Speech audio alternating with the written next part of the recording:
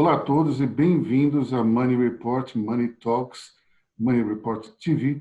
Nós estamos aqui com três grandes craques do empreendedorismo e vamos falar sobre esse tema hoje no nosso programa. A questão toda é como nós podemos nos manter motivados diante de tempos tão difíceis como os atuais. Para isso, nós temos três pessoas que já passaram por outras situações complicadas e têm lições para nos falar, para compartilhar, especialmente nesse tempo em que tudo parece muito difícil. Nós estamos, então, em três convidados, José Carlos Semizato, Shenzaya Nigri, e vamos começar pelo Semizato. Eu queria saber, Semizato, como é que está esse período de pandemia para os seus negócios? Como é que você tem feito para não deixar a peteca cair? Você que trabalha com, não é sozinho, você tem vários empreendimentos. Como é que você tem passado uma mensagem de otimismo para as pessoas que trabalham com você? Primeira coisa, Luiz, eu queria agradecer o convite e dizer a vocês que para a Hold SMZTO, por uma questão estratégica, mas também contando com um pouquinho de sorte, a gente tem um portfólio multissetorial. Eu fui agraciado por 60%, 70% do meu portfólio que caiu dentro do essencial durante essa pandemia, que são as clínicas médicas populares e também as mais de 1.000 clínicas, aproximadamente 1.050 clínicas odontológicas que a gente opera no Brasil. Isso fez com que a média dos resultados da nossa holding ficasse muito positiva. E quando eu falo muito positiva, a gente ficou ali acima de 70%, entre 65% e 70%, 75% do budget durante esses meses de pandemia nesses setores. Os setores que mais sofreram foram os setores de alimentação e também os setores de festas e eventos. E aí entram algumas marcas que eu tenho, como L'Entrecôte de Paris, também como a Casa X, que é uma casa de festas, e evidentemente nesse período de pandemia é impossível se realizar uma festa, seja ela do tamanho que for. Então, dentro da média, a gente conseguiu passar muita segurança e muito entusiasmo para os nossos franqueados. Eu tive como ponto focal, desde a primeira semana que iniciou-se a quarentena, que nós deveríamos salvar os empregos. Eu falo isso dos nossos franqueados, do Brasil todo. São 14 marcas investidas, Luísio, e são quase 30.000 empregos que nós geramos diretos nas 2.200 franquias em operação. Então, é uma responsabilidade muito grande.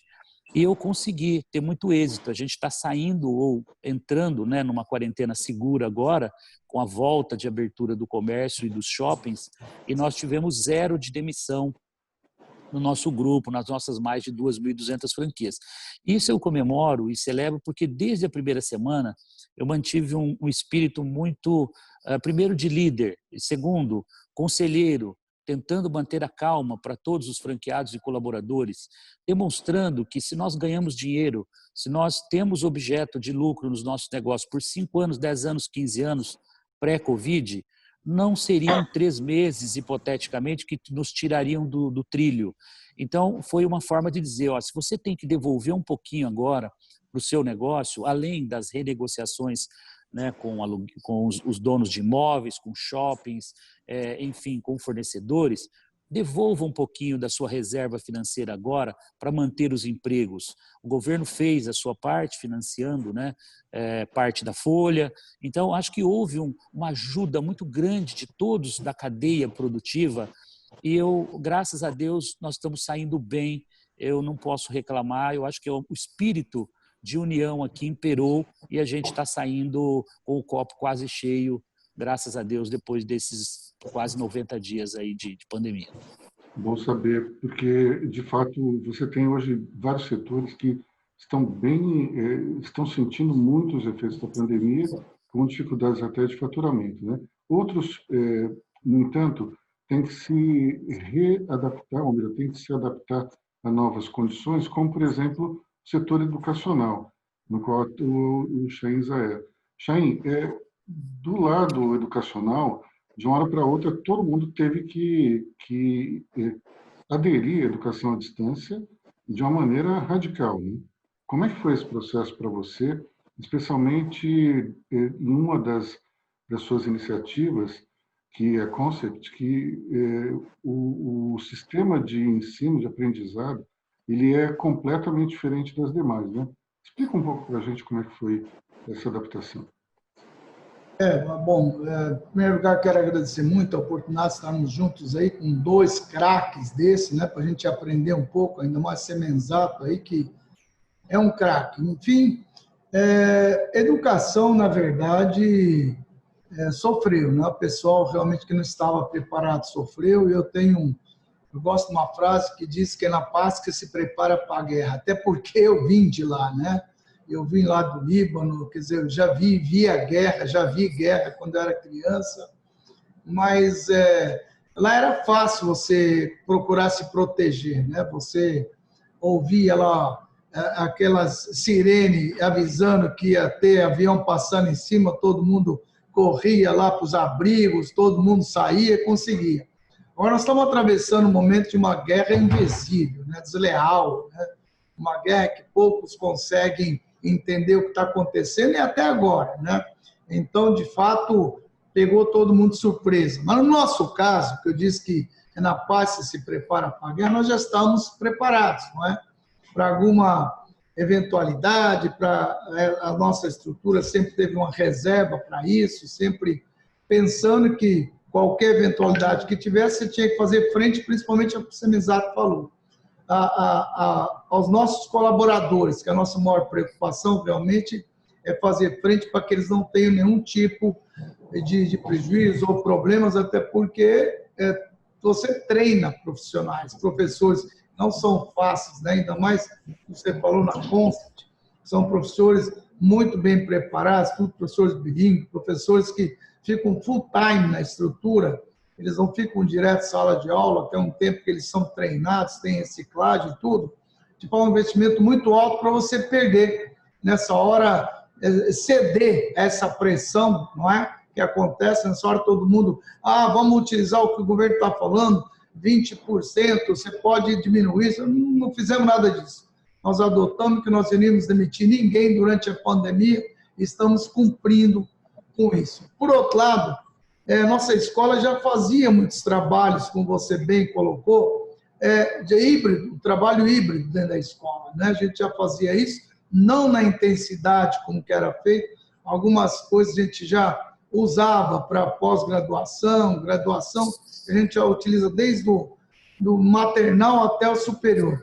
Então, a gente já tinha uma estrutura para fazer frente a isso. E foi muito tranquilo a gente treinar nosso corpo docente, por já estar treinando via nossas estrutura, que a gente tem um complexo onde você tem preparatório, nós temos instituto, nós temos também um tipo de um sistema, um complexo de educação, onde você tem franquias, né? No Mecober temos franquias também de parcerias, e já fazemos isso os franqueados. Então, foi fácil dar para o nosso pessoal um treinamento de imediatamente todos eles se preparar para fazer esse ensino à distância. Na verdade, a gente chama de ensino emergencial à distância, né?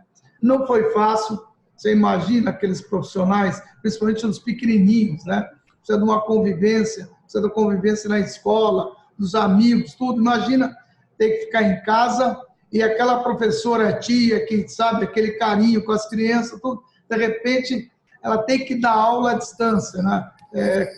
Mas o pessoal conseguiu. Não, logicamente, nunca é igual estar ali no dia a dia. Tem que fazer algo, vamos dizer, se reinventar. Essa é a palavra exata. Na verdade, tem na biologia, ensina o seguinte, que não são os mais fortes e nem os mais inteligentes que vão sobreviver a isso, mas aqueles que melhor se adaptarem à situação, né? Nós conseguimos se adaptar, nosso pessoal, nossas estruturas do Brasil inteiro, nós temos mais de 200 mil alunos, mais de 50 escolas próprias, 300 parceiros, aí inclui o mundo inteiro, hoje o Mecober está no mundo inteiro, e não parou dos treinamentos do Canadá, acabou vindo para cá. O Semenzato falou uma coisa importante. Até então era um pecado se fazer qualquer coisa à distância, não é? Ninguém queria ouvir falar nisso. Hoje, todo mundo se adaptou, se adequou. Aqueles que melhorem se adequaram, né? Tem que ser um camaleão nessa situação. E foi isso que o nosso corpo docente fez, e eu fiquei muito surpreso, vou te confessar, não imaginava que a gente fosse ter problemas com os alunos, vou ter mais problema com os pais que com os alunos. Sabe por quê? Os pais não estavam mais habituados a ter essa ligação com os filhos o dia inteiro, né? Você imagina, o pai em quarentena na casa, fazendo home office, o filho o dia inteiro em casa. Isso não acontece há quantos séculos, né? Quanto tempo? Todo mundo trabalha o dia inteiro, via o filho jantar. Hoje não, o pai tem que conviver. Mais do que isso, ele tem que fazer a tarefa com o filho, coisa que ninguém mais fazia. O pai terceirizou, na verdade, a educação do filho para a escola, né? Antigamente, o pai chegava, sentava, cadê a tarefa? Vamos fazer junto. Hoje, para o pai fazer a tarefa hoje, é um sacrifício para ele, por N razões, não é? Primeiro, por causa do trabalho. Segundo, que ele já não tem mais aquela tarimba que hoje da educação que esses jovens de hoje exigem. Mas está indo bem. Não é uma situação confortável, mas nós estamos começando, fazendo frente a isso sim, na educação sim. Obrigado, Chaim. Meyer tinha desligado o microfone, já retornou. Meyer, como é que foi no setor de construção? Aqui no meu bairro, pelo menos, todas as construções continuam todo vapor. Como é que foi isso para a tua empresa? Bom, primeiro, Luiz, muito obrigado aí pelo convite também, a todos meus aí, colegas, amigos. É um prazer estar aí com vocês. Veja bem, o setor imobiliário, né, não vou falar da construção em si, vou falar do mercado imobiliário, tá? O mercado imobiliário, eu acho que ele vai sair muito bem dessa pandemia. Eu acho que não perdeu muito, não sofreu muito, mas acho que vai sair muito bem, eu vou explicar por quê. Apesar do trabalho de escritório ter sido feito em casa, né, no home office, com os recursos que hoje em dia nós já temos aí, né, de Zoom, etc., dá para fazer reuniões e dá para continuar o escritório sendo produtivo. Infelizmente, estandes de vendas estavam fechados em São Paulo e só anteontem que foram reabertos. Mas o que foi bom é que a gente conseguiu que pelo menos as obras continuassem. As obras não parando já ajuda muito, porque com obras paradas nós teríamos ter um prejuízo muito grande. A obra andando e com isso gerando emprego, esse pessoal inclusive não teve que ir para as ruas, e eu até acho que o nosso colaborador, o trabalhador de obra, estava mais seguro dentro das obras do que na rua. Por quê? Porque a gente fez controle de temperatura, máscaras, ele já trabalha no ambiente arejado, todo o álcool em gel todo o tempo, e ainda assim também no refeitório, sentando com espaçamento grande. Então, com tudo isso fazendo, o número de contaminação foi mínimo no setor inteiro, no Brasil inteiro, minimório, tá? Inclusive, não dá nem para saber se o cara foi contaminado na obra ou no transporte ou na casa dele. Também não dá para saber. Mas teve uma contaminação mínima e eu acho que foi a melhor coisa que deve ter acontecido para o setor, que as obras continuaram. Eu sei que isso incomodou aí muita vizinhança, até porque muitas pessoas que trabalham no escritório começaram a ficar em casa e uma obra do lado sempre atrapalha. Mas eu acho que foi muito importante para a cidade, para o país, que essas obras todas continuassem andando. Então, se de um lado a obra andou, o outro lado a venda, na época que os estandes todos estavam fechados, principalmente em São Paulo, na Tecnisa as vendas caíram 90%. E para quase o mercado inteiro teve uma queda violenta, tá certo? Porém, quando abriram os estandes, logo em seguida, melhorou. Então, por exemplo, Brasília, que abriu há um mês atrás, as vendas voltaram ao normal. Então, as vendas nossas médias nesses últimos 2-3 meses de pandemia, nós vendemos 55% do que estava projetado no começo do ano antes da pandemia. O mercado inteiro vendeu em torno de uns 35% a 50%, depende um pouco de cada empresa. Então, agora, o que é importante no nosso setor? O nosso produto ele não é perecível e ele não sai de moda. Então, o imóvel que nós não vendemos hoje, vende com 2-3 meses depois, vende o mês que vem e tudo bem. Como o custo do carregamento, que é o que a gente computa, que é o custo financeiro, nosso custo de oportunidade hoje, está cada dia mais baixo, que é os juros, né, que a gente está acostumado a falar, então o postergar a venda não dá tanto prejuízo. praticamente um prejuízo é mínimo se você mantiver o mesmo preço e só não corrigiu. Mas assim, é muito pequeno, mas o que é importante é que você consegue depois vender. Dá um pequeno impacto no cash flow, porque o que entra é muito... Acho que o Meyer caiu, literalmente. Vamos então voltar aqui para o Semenzato, enquanto o Meyer não retorna aqui para a gente. Semenzato, em relação aos seus franqueados, qual foi a dinâmica que você teve durante esse tempo todo? Você disse que o seu papel era muito mais de conselheiro, de uma pessoa que ficava ali o tempo todo ajudando. E como é que foi isso? Foi pelo computador? Vocês falavam diariamente? Você tinha uma rotina de conversas com esses franqueados? Conta um pouco para a gente como é que foi. Sim, é muito interessante, Aloysio, a sua pergunta, porque uma rede de franquias já pressupõe um certo cordão umbilical que une o franqueador, o dono da marca, né, com os franqueados. Eu tenho uma outra beleza, né, nessa minha atividade na holding, e eu tenho 14 marcas com 14 sócios ou mais sócios fundadores. Então, quando eu invisto, eu compro participação, a exemplo da Espaço Laser, que são as clínicas de depilação a laser, são 540 clínicas em todo o Brasil.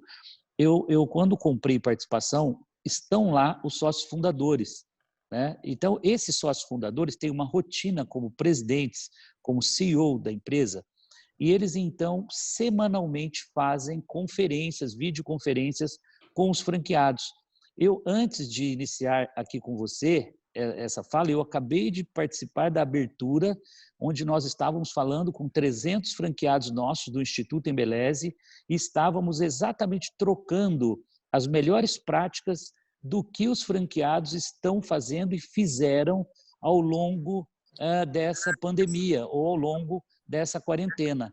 Então, foi algo assim extremamente vitorioso o fato de os franqueados a todo instante manterem esse contato com os nossos presidentes, líderes de cada marca, norteando semana a semana. Um dos pedidos que eu fiz, Aloysio, logo no começo da pandemia, como não havia uma previsibilidade, seja ela histórica, né, do mundo, o mundo inteiro meio que vivendo esse momento difícil, a minha recomendação, junto com os meus sócios de cada marca, foi sempre a seguinte: vamos analisar o mês, vamos analisar a semana, e na medida que nós vamos evoluindo semana a semana, nós vamos lendo as informações, né, da saúde, da ciência, vamos tomando decisões durante o mês. Nada de tomar decisões para 3, 4, 5 meses. Por óbvio, eu criei alguns cenários, tá, para cada marca. Eu criei cenários, um moderado, um conservador, e criei 2 ou 3 cenários para cada marca, para que prever como o nosso caixa chegaria até dezembro, como nossas vendas iriam se comportar. E já no final de maio, eu mandei que todos os nossos sócios abandonassem, recomendei, né, na verdade, que todos os nossos sócios abandonassem essa metodologia que foi criada no meio do caminho, como o momento da crise, e voltamos ao nosso budget, né? E isso eu quero concluir, que nós tínhamos, pré-Covid, uma meta para esse ano de 3,5 bilhões de vendas sell-out nas nossas mais de 2.000 franquias, e eu já retomei, e nós ainda nesse segundo semestre esperamos buscar os 3,5 bilhões em vendas.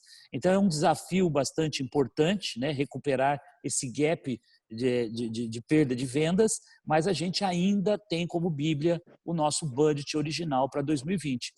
De novo, vai ser um desafio enorme, mas a gente está muito envolvido para acelerar e, claro, torcendo para que a pandemia não tenha, né, volta, não tenha uma piora nos próximos meses, né, principalmente a partir de julho. Okay? Muito bom saber, porque alguém está mantendo o seu budget original, né? Coisa que eu conversei com vários empresários ultimamente, e todos querendo manter, mas com um certo receio. Parabéns por ter mantido, porque é realmente uma atitude arrojada. Chaim, A minha pergunta para você agora, ela não é exatamente uma pergunta muito racional, porque quando nós estivemos juntos aí na sua escola, eu vi o quanto as crianças eram carinhosas com você, quanto elas esperavam a sua presença ali aparecendo no campus. Então, a minha pergunta é como é que elas estão lidando com essa falta de contato humano? Como é que vocês estão criando situações para mitigar essa falta de contato que eu vi pessoalmente ali em loco o quanto era importante para elas e para você e para os seus professores. Acho que seu microfone está desligado.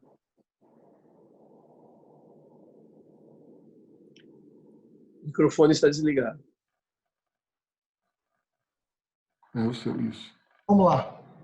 Você quer repetir a pergunta ou posso ir em cima? Não, vai em cima.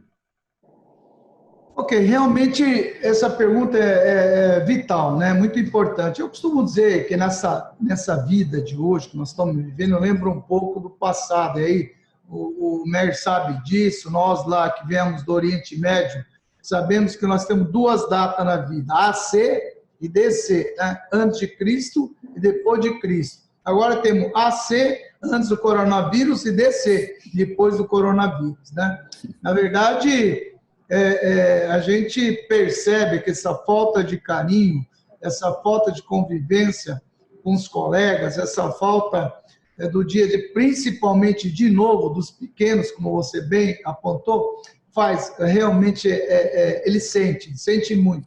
Os amiguinhos, da professora, dos diretores, tudo isso ele sente. Mas, nessas atividades que a gente faz, a gente procura colocar a professora como se fosse uma aula, e pôr os amiguinhos para eles interagir, para poder conversar e tal. Quer dizer, não supera 100%, não é? Mas pelo menos é o DC, é depois do coronavírus, não tem, eles vão ter que se adaptar. Porque o problema não é agora, é o depois também.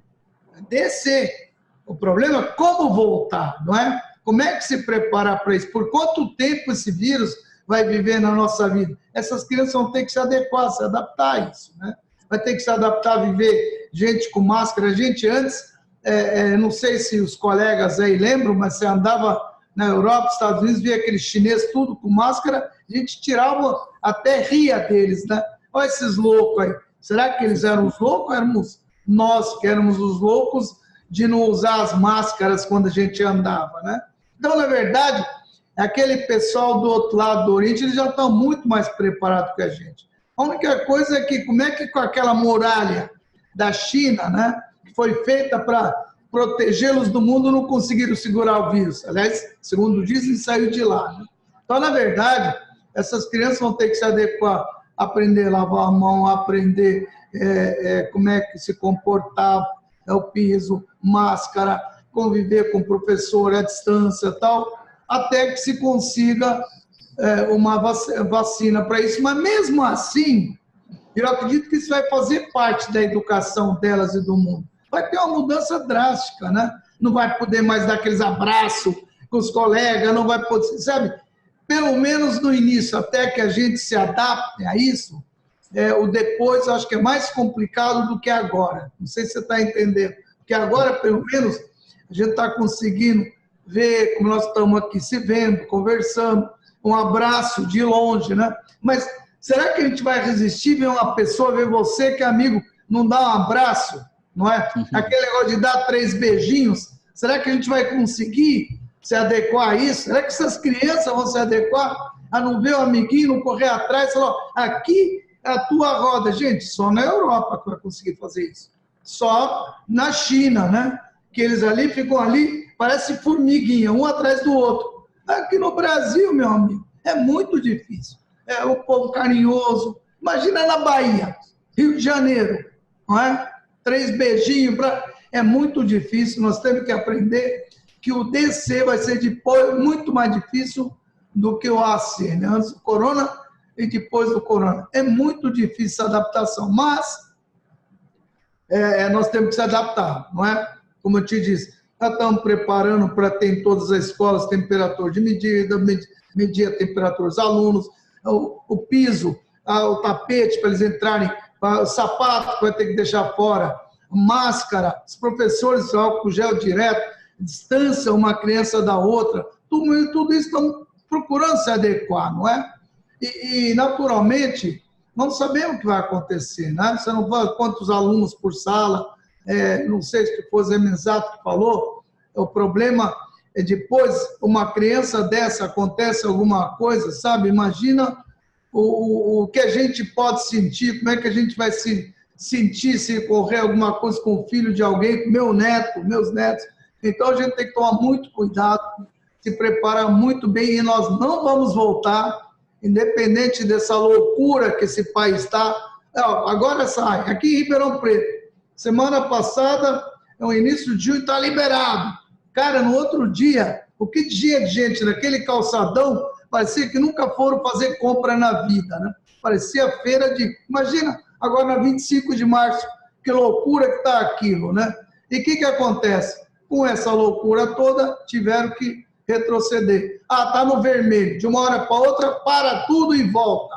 Né? Todo mundo acabou se contaminando. Então, essa falta de liderança, essa falta do que deve ou não deve ser feito, essa falta de você dar uma orientação segura, sem envolver o político nesse meio aí, é muito ruim para o país, para os empresários, para os comerciantes, para os empresários, microempresários, aquele coitado que está há 3, 4 meses sem entrar um tostão na loja dele, sem poder ter um recurso, na hora que ele fala para ele, volta, ele vai ter que fazer o quê? Comprar medidor de temperatura, álcool gel, chamar o pessoal, o pouquinho que faltou porque ele tinha ainda, porque os bancos para chegar nele, né, só o Meyer e o Semenzato conseguem, né? Porque o resto está com tudo, coitado, na fila ali esperando.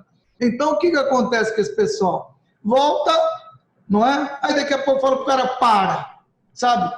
Então, na minha escola, nas minhas unidades, principalmente atrapalha a educação, jovens, não vou voltar, pode falar para mim, minha volta, só vou voltar na hora que eu tiver a segurança que realmente não vou pôr meus alunos em risco, meus filhos e meus netos, sabe? Não adianta, isso depende da consciência de cada um, depende da educação de cada um. Não adianta falar, ó, vamos voltar, pressionar o governo a voltar, eu preciso, senão eu morro. Cara, não tem jeito. Você vai voltar e depois voltar. Agora, não é fácil. Se correr o bicho pega, se ficar o bicho come. Não é? Precisa sim. A economia não pode parar, muita gente depende disso, mas precisa ter um equilíbrio, que as duas coisas, um não mata o outro, sabe? O governo precisa fazer chegar na casa das pessoas esse recurso, precisa fazer com que os bancos, né, eles façam com que esse dinheiro chegue a esse empresário para ele poder manter, como disse muito bem Semenzato, os colaboradores não tem que fazer demissão feito louco, não é? Tem que dar recurso para o cara. Eu via hoje da Austrália, Aloysio, um cara que está na Austrália hoje, está no LID até, ele está comentando sobre isso daí, que lá o governo está devolvendo o imposto de renda do cara, está antecipando para ele não mandar ninguém embora, sabe? Ele está devolvendo o dinheiro que ele gastaria durante 6 meses, falou, essa é uma antecipação para você e mais, pagam para as pessoas ficarem em casa, sabe? Não faz chegar para valer, só que exige que fiquem em quarentena, tanto é que eles estão voltando de uma maneira segura. Então, nas escolas, respondendo a tua pergunta, faz muita falta isso, você não tem dúvida. Antes de você cair, você estava falando sobre a recuperação do setor das vendas. E eu queria te perguntar, isso teve algum efeito em preço ou não? Vou só tentar, quero completar um pouquinho o que o Chaim estava falando e já respondo sobre isso aqui, tá? Só uma curiosidade, apesar de ter passado momentos muito difíceis por causa do corona, óbvio, todo mundo teve que se readaptar, e eu acho que hoje o ser humano se adapta às situações e nós vamos conseguir nos adaptar às situações que vierem. Mas coisas curiosas, por exemplo, meu filho, o Joseph, que é o CEO da Tecnisa hoje, toda sexta-feira ele faz agora um conference call, um Zoom, com todo o escritório, todos os colaboradores do escritório. Hoje, por acaso, eles fizeram, inclusive trouxeram um pedreiro. O pedreiro participou da live com todos eles. E ele agradeceu, inclusive, que nós mantivemos as obras andando, porque isso para eles foi muito importante, manter esse emprego. Tá? Então, Olha só que coisa. Então, eles fizeram um pedido hoje que, mesmo pós-pandemia, que o Joseph continue fazendo esse call, essa live, com todos os colaboradores, mesmo quando a gente voltar a trabalhar no escritório. Então, olha que coisa curiosa, que então tem lados também que foram interessantes, mudou nosso hábito, mas criou coisas que podem ser interessantes também. Mas então, voltando à sua pergunta, é o seguinte, como eu te falei, preço dos imóveis não baixou. Quando eu falo preço do imóvel, não quer dizer que alguém que tenha uma unidade, uma pessoa física que mudou e tem um apartamento que já era usado, que vai vender, está no prédio, a liquidez pode ter mudado um pouco. Isso eu não consigo avaliar muito bem. Mas mercado mesmo, que são as incorporadoras, ninguém vai baixar preço, que o custo não baixou. O custo de obra vinha subindo muito, o custo de terrenos vinha subindo muito, então os custos não vão baixar. E a gente estava esperando o contrário, uma subida muito alta dos preços esse ano.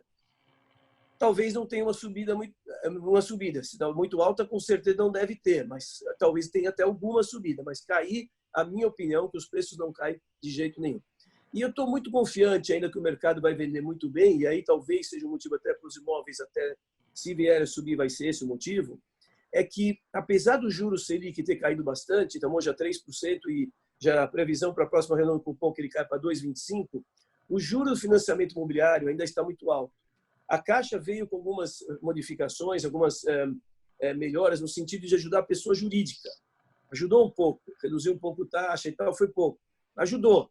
Porém, o que precisa fazer é reduzir a taxa de juros do pessoa física, do comprador do imóvel, aquele cara que toma um financiamento por 30 anos.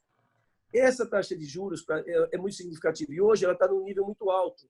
Ela está quase 3 vezes o CDI, que é muita coisa, não precisa ter tudo isso. O papel da Caixa tem que ser um papel social, principalmente no momento desse. Então, acho que é fundamental reduzir a taxa de juros. Temos falado muito com a Caixa, temos falado com o Paulo Guedes, para reduzir a taxa de juros da pessoa física. Só para vocês terem uma ideia, para cada 1 ponto percentual que baixar a taxa de juros, o financiamento em IPCA, o indexador IPCA, que hoje está em IPCA mais 5, cada 1 ponto percentual que baixar a taxa, a prestação do comprador abaixa 13%. Então, se nós baixarmos uns 2,5 a 3 pontos percentuais, que eu acho que tem espaço para isso, nós estamos falando de uma redução de quase 40% na parcela. Isso faz com que milhões, mas milhões de famílias que não tinham condições de acessar o imóvel passam a ter. E provavelmente a prestação vai ficar a níveis inferiores ao aluguel. Isso faz com que o mercado mude completamente e continue a venda. Então, acredito muito que o governo vai fazer essa redução de taxas e, com isso, o mercado imobiliário vai bombar de vender. Semizato, a gente pode dizer que o empreendedor ele tem aquela gana, aquela vontade de realizar, e o executivo é aquele sujeito que tem um pouco menos de gana, porém é alguém que está preocupado muito mais com a gestão e com os processos. É óbvio que cada pessoa tem a sua particularidade, a gente não pode generalizar, mas de maneira geral é isso que acontece. Durante essa pandemia, você acha que os empreendedores tiveram que ser um pouco mais executivos do que empreendedores? Eu acho que sim. Agora, tem o meu negócio, por exemplo, ele exige essa capacidade empreendedora, eu chamaria de arte de você tomar riscos, né? Que é o verdadeiro papel do empreendedor, principalmente o empreendedor serial, né? Aquele que, independente dos cenários, ele vai lá, ele arrisca o capital dele, ele coloca realmente a sua energia para colocar um projeto de pé. Quando a gente faz essa comparação, eu acho que tem um defeito de fabricação ainda no pequeno empresário brasileiro, viu, Aloísio? E ele diz respeito à falta de educação, e me refiro à falta de escolaridade da maioria dos pequenos empresários brasileiros, tá? Poucos empresários, e nós chamamos aqui de empreendedores ou microempreendedores, eles tiveram a capacidade de frequentar os bancos de uma universidade. Por óbvio, eles não foram treinados, capacitados desde sempre para exercerem um planejamento adequado, para fazerem um plano, né, anual, um plano de 5 anos. Eles não têm uma visão estratégica de longo prazo. Por sorte, quem compra uma franquia, e aqui, óbvio, não porque eu sou 100% investimento em franquias, mas ele tem uma sorte grande, porque o franqueador planeja para ele.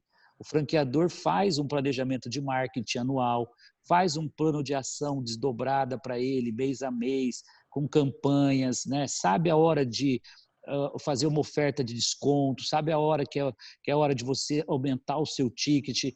Então, quem tem uma franquia, durante essa pandemia, foi guiado por uma estratégia macro para sair melhor da crise. Um pouco diferente quando a gente olha os pequenos e microempresários, de um modo geral, aqueles que são donos da sua própria carreira, né, profissional, aqueles que acordam de manhã, compram e vendem, eles são desprovidos desse planejamento.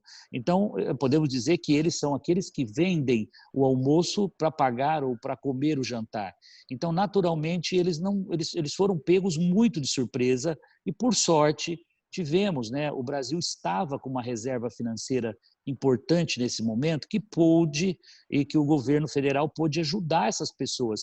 Nós vamos falar, poxa, R$600, mais R$600 é pouco, mas é o suficiente para essas pessoas que perderam a renda total da noite para o dia comerem pelo menos, né? Ou terem algo para levar para a sua família.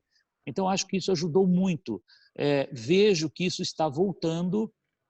Eu acho que a gente tem que melhorar, falando de uma forma genérica aqui, Aloysio, temos que melhorar a educação corporativa dos brasileiros, tá? Eu acho que o governo pode e deve voltar com... temos muitas entidades do Sistema S, temos muitas empresas, né, ligadas aos governos estaduais também, que eu acho que podem oferecer essa capacitação. Tem até um programa de capacitação, que eu queria aproveitar o espaço do seu programa aqui, que é um programa de, salvo engano, chama-se Empretec, que é um programa que o Sebrae oferece também, salvo engano, gratuitamente para empreendedores. Eu acho que o empreendedor, o empresário brasileiro, ele precisa buscar essa capacitação, porque foi uma Covid-19 que veio. Poderia ter sido um outro tipo de evento qualquer, e poderá vir o ano que vem, ou a qualquer momento que a gente não imagina, uma pandemia dessa. E qual é a poupança que o empresário tem para suportar 3 meses, 4 meses, até 1 ano, de repente? Né? Muito dito aqui, os europeus e, vamos dizer, os países, né, que são mais preparados e que tiveram muitas guerras, eles têm reserva. Basta dizer que eles vão sair, e saíram muito melhor diante dessa crise, porque toda a família é educada desde criança para guardar uma parte do que ganha. Nós não, os brasileiros ainda são muito ansiosos, na minha opinião, de novo, não fazem planejamento, se a parcela cabe no bolso, vão embora, e eles não pensam muito no amanhã. Isso é um defeito, como eu disse no começo, de fabricação. Eu acho que depende de nós, empresários, fomentarmos isso, mas também passar essa lição para os nossos governantes aí melhorarem com educação financeira nas escolas desde sempre. Eu sei que o Chaim deve ter na grade curricular das suas escolas, certamente, educação financeira, porque essa é a forma da gente formar a nova geração para o futuro. Chaim, é interessante esse ponto, porque a tua atividade especificamente falando é interessante. Se você for muito educador, você não ganha muito dinheiro. Se é muito empresário, você não educa bem. Você tem que saber direito mesclar as duas coisas para poder ter um ensino de qualidade e, ao mesmo tempo, uma empresa sustentável. Essa equação, ela foi abalada por conta da pandemia ou tudo continua como sempre esteve? Você está com o microfone desligado de novo. Não, foi abalado, sim. Quem falar que não teve abalo nessa pandemia, desculpa, não está falando a verdade, né? Até essas grandes... o que não foi o Zoom, o pessoal de tecnologia, que teve aí uma disparada, mas são coisas pontuais. Mas 95%, todo mundo teve teu abalo, claro, né? O pai, você depende do aluno, o pai do aluno, ele tem que pagar a sua mensalidade, o pai do aluno tem seus compromissos, no momento que ele perde o emprego ou tem problema no seu negócio, você tem que ver como é que você vai adequar isso aí.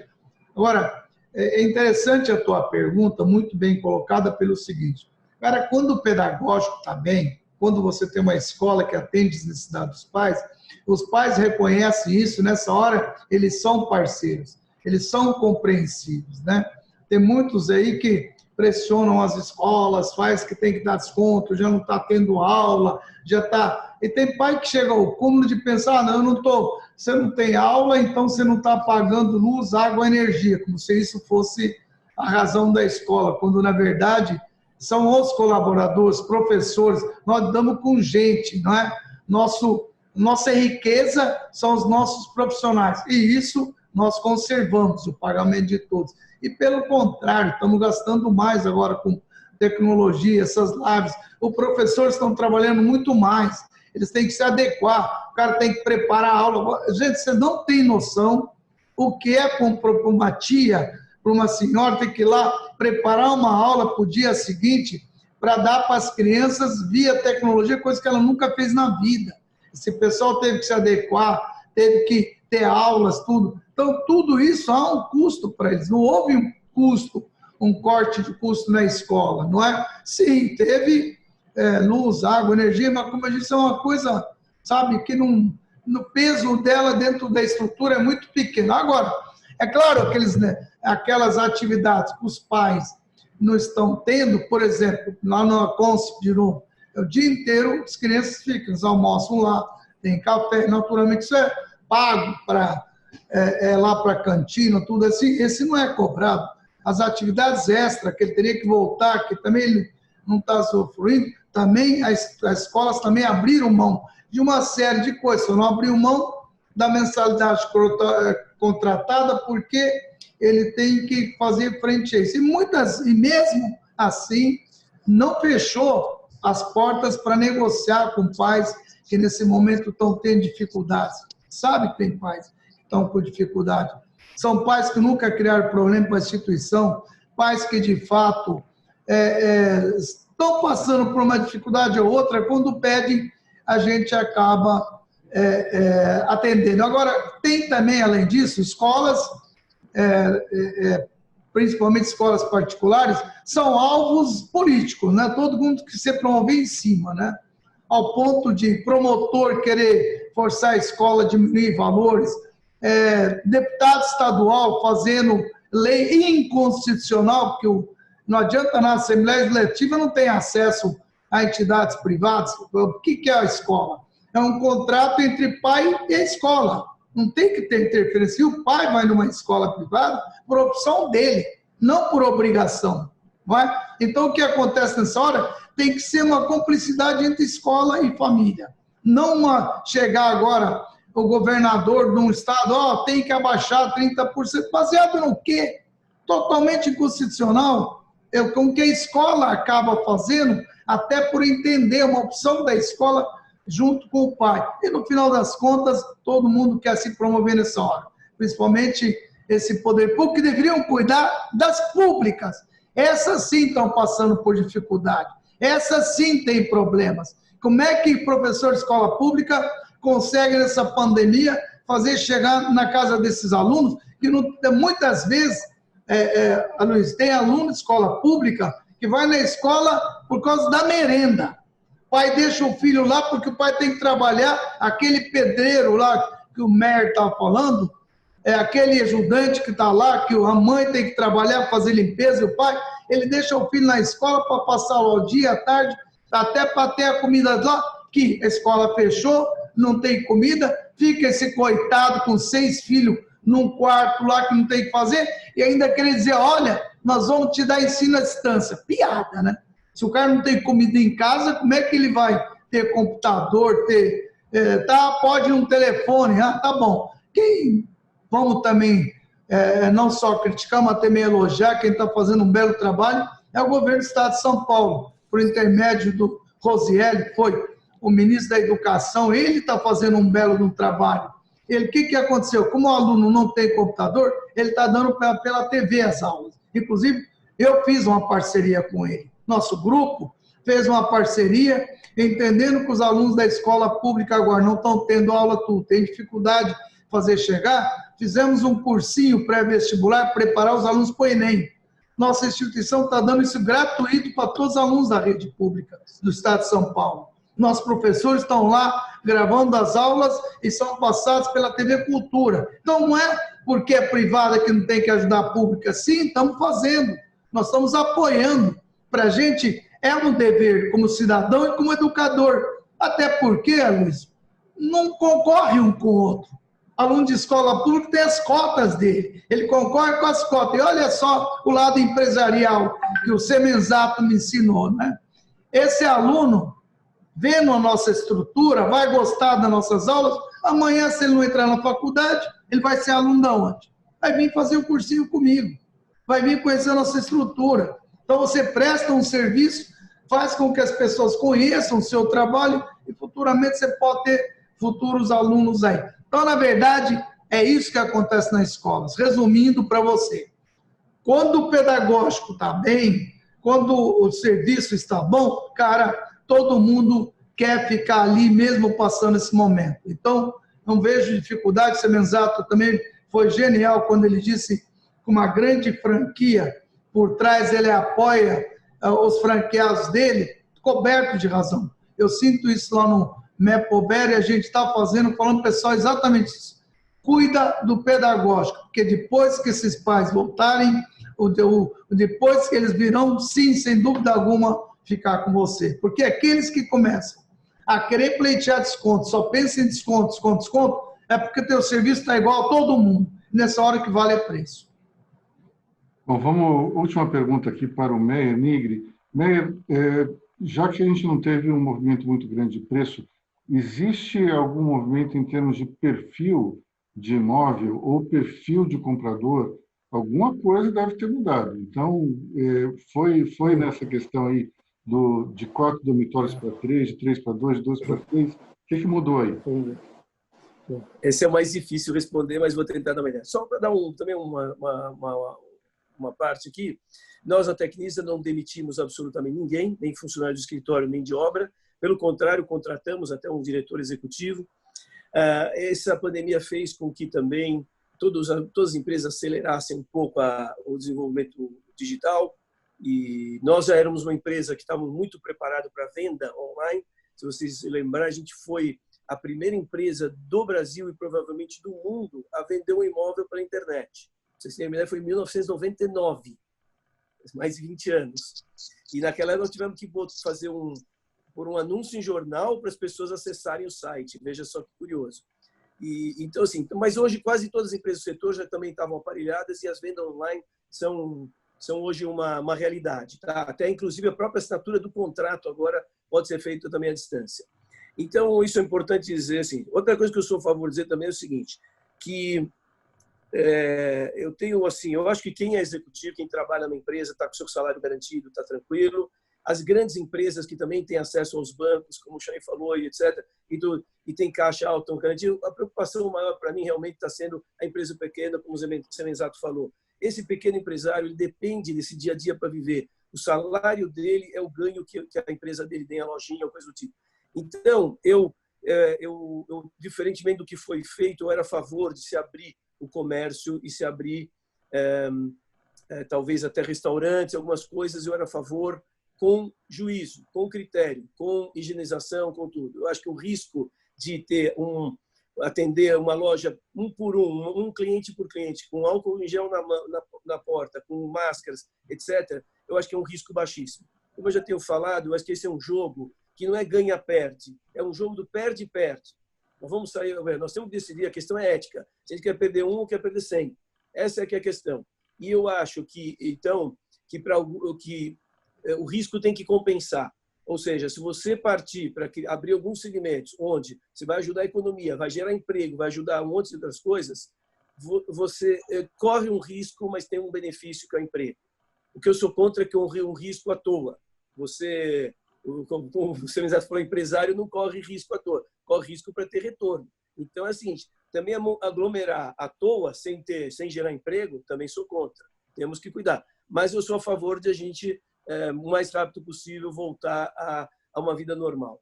Bom, falando sobre a questão que você falou sobre uma mudança de produto simples, difícil saber. Vamos falar um pouco sobre escritórios. Escritórios, eu estou assim, se de um lado algumas empresas anunciaram que vão fazer o home office, então talvez elas precisem de menos espaço dentro dos seus escritórios. O que eu não acho que vai acontecer muito, porque o home office funciona muito bem quando todas as pessoas estão nas suas casas. Então, todo mundo vai participar. No momento que você vai ter uma parte da equipe, vai estar no escritório, uma parte em casa, e você vai fazer não vai ser bom. Porque, vamos falar a verdade, a eficiência presencial é muito maior, não tem comparação. Então, eu acho que vai acabar acontecendo que não vai ser tanto home office assim. Depende um pouco até do tipo de serviço. Então, assim, se por um lado alguns vão fazer trabalho em casa, por outro lado, as empresas vão querer espaçar um pouco mais. Existe uma regra da prefeitura hoje que você tem que ter no máximo uma pessoa a cada 7 metros quadrados. Pode ser que a gente queira, muita gente não segue essa regra, pode ser que comece a seguir, ou pode ser que queira ter um espaçamento maior. E aí vai precisar um pouco mais de espaço. Então, se de um lado tira espaço, do outro lado talvez vai precisar mais espaço. Então, é uma dúvida que eu tenho também, não sei a resposta. No residencial, o que está acontecendo é que também fazer home office não é muito fácil. Para quem mora em um apartamento de 700 metros quadrados, é tranquilo. Sempre tem um ambiente lá, um escritório, uma quarto que dá para usar. Só que para quem mora em 50 metros quadrados, tem 2 filhos, é muito difícil. E vai chegar uma hora que a mulher vai chegar para o marido e vai falar, vai para o escritório e sai daqui, porque ela não vai aguentar mais. Então, o que nós estamos estudando na empresa é criar dentro dos empreendimentos residenciais uma parte, que seja no térreo, em algum lugar, um pedaço que vai ter alguns ambientes onde o cara possa fazer uma reunião online e não ter que ficar o dia inteiro dentro da casa dele. Seriam pequenos espaços assim de escritório. Existe até pela legislação aqui, em São Paulo, né? O NR, que é o não residencial, uma parte que a gente tem um benefício de você construir algumas coisas, a gente poderia usar esse espaço para ter assim um pedaço dentro do próprio prédio, onde a pessoa poderia ir lá e fazer uma reunião por online. É isso. Então, ainda é difícil saber o que vai acontecer. Agora, tamanho dos apartamentos, tem muita gente achando que, com isso, todo mundo que ficou muito em casa vai querer que cresça um pouco o tamanho dos apartamentos, mas a verdade é que o nosso comprador, ele já vai no limite do bolso dele, ele compra o que cabe no bolso. Então, mesmo que ele tenha vontade de morar num apartamento maior, tem que ver o que cabe. Baixando o juro da pessoa física, com isso baixando a prestação, aí sim pode ser que a gente vai poder ter uma melhorada no tamanho das unidades, etc. Então, quem não conseguia comprar 50 metros vai conseguir comprar, e o que compra 50 vai comprar 80. Então, pode ser que isso venha a acontecer. Mas precisa ter uma mudança na taxa de juros. Se isso mudar, o mercado bomba. Se não mudar, complica. Bom, Meyer, eu gostaria de agradecer a todos, Semenzato, Meyer, Chaim, por essa verdadeira aula aqui de empreendedorismo, de drive e também de mercado. Cada um aqui deu uma visão muito interessante do que está acontecendo nas suas áreas. Muito obrigado pela colaboração, por estar aqui, por compartilhar todo esse conhecimento conosco, com os nossos web espectadores de Money Report. E para você que está nos assistindo, nós, na semana que vem, voltamos com outra trinca importante de empresários para conversar com vocês. Até logo.